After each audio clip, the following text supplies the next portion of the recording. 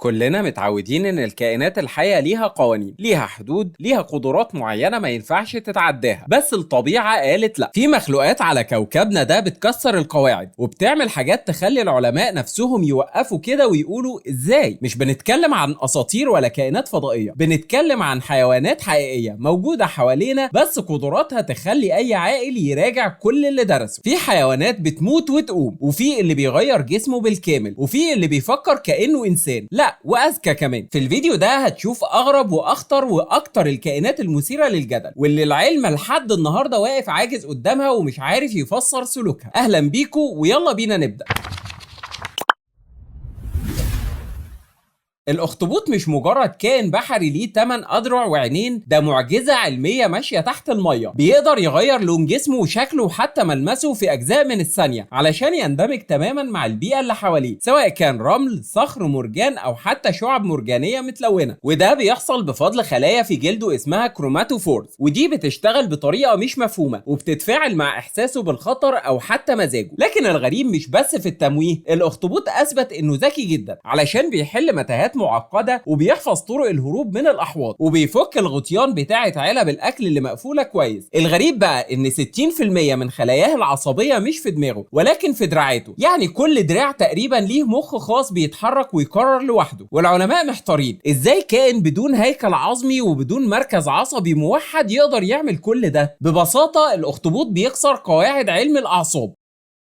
ضفدع الغابات الخشبيه اللي هي الوود فرو بيعيش في الاماكن البارده جدا زي الاسكا وكندا، ولما الشتاء بيبدا بيحصل معجزه، الضفدع بيتجمد حرفيا وقلبه بيقف ودمه بيقف ومفيش نفس ولا حركه، كانه مات تماما. لكن لما درجه الحراره تعلى شويه بيفوق ويقوم كأن مفيش حاجه حصلت. والموضوع مش تجميد عادي، ده جسمه بينتج ماده شبه مضاد التجمد اسمها جلوكوز بتحمي اعضائه الداخليه من التبلور. طب ازاي بيشغل جسمه بعد ما بيكون متجمد كده؟ ازاي خلاياه ما وازاي بيقوم من غير اي تلف؟ العلماء بيحاولوا يفهموا ده بقالهم سنين، ولو فهموه صح ممكن ده يكون مفتاح حقيقي لحفظ الاعضاء البشريه او حتى تجميد البشر في المستقبل زي افلام الخيال العلمي.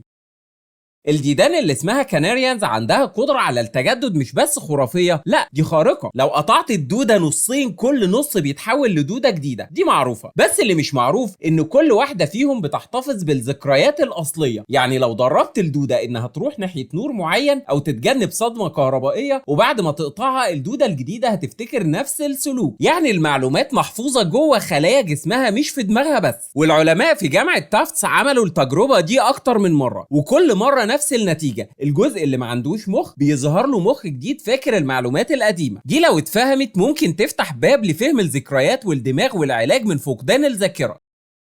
الحبار اللي اسمه هامبلت سكويد كائن بحري غريب في كل حاجة. الطول بتاعه بيوصل لمترين وسرعته في السباحة جنونية. لكن الغريب مش هنا، الغريب ان جسمه كله بينور بلون بيتغير بسرعة رهيبة، وبيستخدم الإضاءة دي للتواصل، يعني كأنهم بيكلموا بعض بلغة ضوئية. كل لون ووميض ليه معنى. تخيل جسمك كله عبارة عن شاشة LED وبتبعت رسائل لأي كائن تاني في الضلمة. العلماء لحد دلوقتي مش فاهمين ازاي بينتج الإشارات بسرعة وازاي الحبار التاني بيفهمها، هل دي لغة فعلا ولا مجرد رد فعل تلقائي؟ يعني بنتكلم عن كائن بيتكلم لغة غير منطوقة بلغة الضوء اللي في ظلام المحيط، والناس فوق لسه مش قادرة تترجم الكلام ده.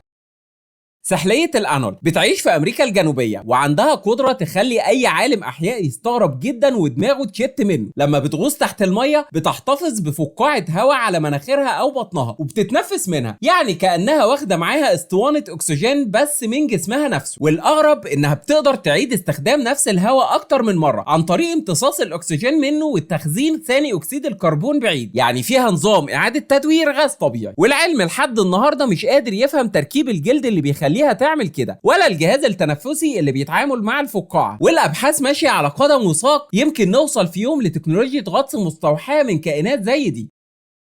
الماعز الامريكي اللي بيتصنف باسم مايوتونيك جوت معروف بسلوك غريب جدا. اول ما يسمع صوت عالي او يخاف بيقع، جسمه بيتشنج بالكامل، عضلاته بتتصلب وبيفقد التوازن ويقع على جنبه كانه اغمى عليه. بس اللي بيحصل مش اغماء فعلي، ده اضطراب عضلي غريب اسمه مايوتونيك كونجينيتا بيخلي العضلات تتصلب بشكل مفاجئ بسبب خلل في الجينات. واللي مخلي العلماء في حيرة ان ليه الخلل ده مش بيأثر على حياتهم او اكلهم، وليه مش بيتسبب في ألم، وازاي بيقوم بعدها كأن مفيش حاجة حصلت. الماعز دي بقت رمز للفيديوهات الغريبة، بس وراها اسرار علمية خطيرة ومهمة جدا في ابحاث الاعصاب.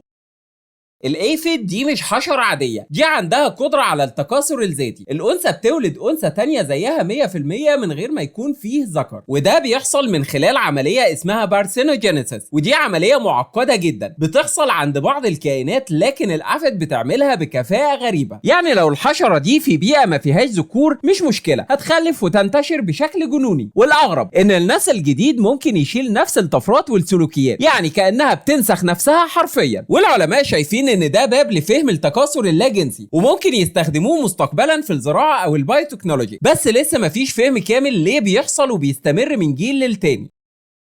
اللانج فيش او السمكه الرئويه دي بتمثل تحدي لكل قوانين الحياه اللي احنا عارفينها. لما البيئه بتنشف والميه بتختفي، السمكه دي بتدفن نفسها في الطين وتقفل فتحه التنفس وتدخل في حاله ثبات. بتقعد كده شهور واحيانا سنين من غير اكل ولا شرب، والجسم بيفضل شغال على اقل معدل ممكن من الطاقه زي البطاريق النايمه، ولما الميه بترجع بتخرج وتكمل حياتها عادي جدا. والعلماء مش فاهمين لحد دلوقتي ازاي الاعضاء الداخليه بتستحمل كل المده دي من غير تلف، وازاي المخ ما بيحصلوش ضمور او انهيار. ولو فهمنا ده كويس ممكن نستخدمه في السفر الفضائي الطويل او في حفظ البشر في حالات الطوارئ.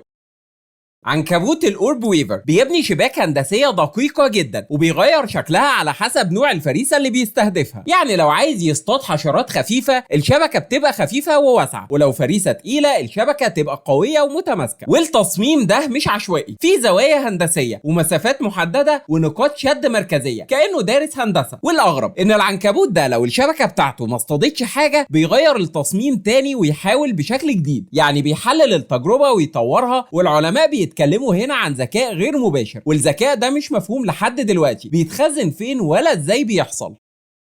في طائر اسمه الطائر القيصاري او ليري بيرد بيعيش في استراليا، وده مش اي طائر عادي، ده عباره عن آلة تسجيل صوتيه ماشيه على رجلين. الطائر ده بيقلد الاصوات اللي بيسمعها بشكل دقيق جدا، ومش بس اصوات طيور تانية، لا ده بيقلد صوت الكاميرات لما تشتغل، وصوت المنشار الكهربائي، وصوت البشر لما بيضحكوا او بيتكلموا من بعيد، وصوت صافرات انذار او حتى كلاكسات العربيات. والموضوع مش مجرد تسليه، ده بيستخدم التقليد ده كوسيله لجذب الاناث، كانه بيقول لهم بصوا انا جامد قد ايه، اقدر اقلد كل اللي في الطبيعه. والعلماء بقالهم سنين بيحاولوا يفهموا ازاي جهازه الصوتي بيديله القدره الخارقه دي، وازاي دماغه بتخزن الاصوات وتعيد انتاجها بنفس الدقه. لحد دلوقتي مفيش تفسير واضح، لان مستوى التقليد ده بيعدي اي حيوان تاني، وبيخلي العلماء يقارنوا بينه وبين مهارات التعلم الصوتي عند البشر. ولو قدرت التكنولوجيا توصل لنفس مستوى التسجيل الطبيعي اللي بيعمله الطائر ده، ممكن نعيد اختراع انظمه الصوت بالكامل.